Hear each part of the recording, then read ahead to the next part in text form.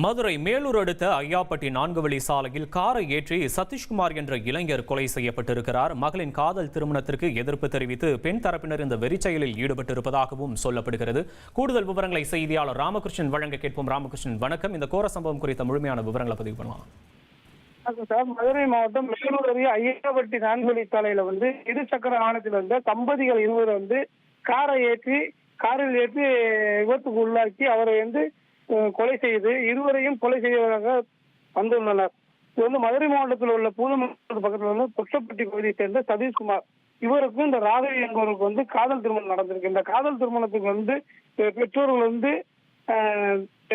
செய்யக்கூடாது, திருமணத்தை செய்யக்கூடாது. ஏன்னா உங்களுக்கு இந்த ராகவிக்கு முதல் திருமணம் நடந்து அந்த முதல் திருமண கணவர் விபத்துல இறந்திருக்காரு.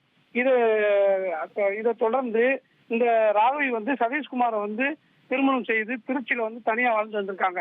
இந்த அடிப்படையில இது அவங்களுடைய பெற்றோர் காவல் நிலையத்துல புகார் அளித்து நகைகள் இந்த ராகவி எடுத்து சென்றதாக புகார் அளித்த விசாரணைக்காக கொட்டாம்பட்டி காவல் நிலையத்துக்கு வந்த ராகவி சதீஷ் அவங்க 2 பேரும் இருசக்கர வாகனத்தில் வரும்பொழுது ராகவியின் பெற்றோர்கள் இருசக்கர வாகனத்தை மோதி சதீஷ்குமாரை கொலை செய்து ராகவியும் கொலை செய்ய முயற்சித்தனர். இதில் சதீஷ்குமார் சம்பவ இடத்திலே உயிரிழந்தார். ராகவிக்கு பலத்த காயங்கள் ஏற்பட்டு மதுரை ராஜாத்தி மருத்துவமனையில் அனுமதிக்கப்பட்டுள்ளார். இந்த சம்பவம் குறித்து போலீசார் விசாரணை செய்து வருகிறார். கொட்டாம்பட்டி போலீசார் விசாரணை செய்து வருகிறார். இந்த சம்பவம் அந்த பகுதியில் பரபரப்பை ஏற்படுத்தி வருகிறது. விவரங்களுக்கு நன்றி ராமகிருஷ்ணன்.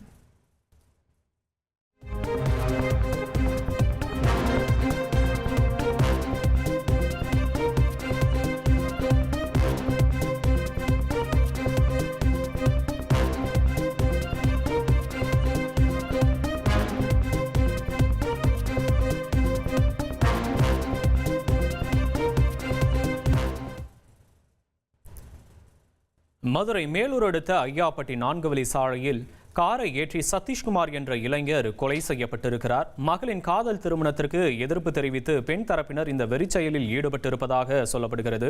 பொட்டப்பட்டி பகுதியைச் சேர்ந்த சதீஷ்குமார் என்ற இளைஞர் ராகவி என்ற பெண்ணை காதலித்து திருமணம் செய்திருக்கக்கூடிய நிலையில் தற்போது சதீஷ்குமார் என்ற இளைஞர் கொலை செய்யப்பட்டிருக்கிறார். ட்ரெண்டை ஃப்ரெண்ட் ஆக்கிக்கோங்க. தந்தி டிவியின் சப்ஸ்கிரைபர்ஸ் அண்ட் ஃபாலோவர்ஸ் குடும்பத்தில் நீங்களும் இணையுங்க.